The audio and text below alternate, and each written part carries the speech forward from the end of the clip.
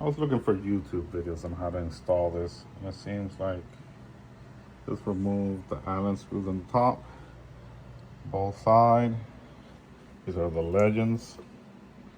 Like foam in there.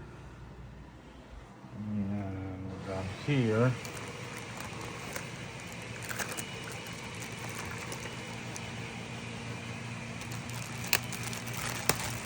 I think it's just one connector that goes in, and that's about it. So after a while looking at it, it only fits one way. There are right and left. So this is the left one that has this to that side and pointing this way, pointing up to you. If you can notice, it has this right there. So if you try to put upside down, it won't go in.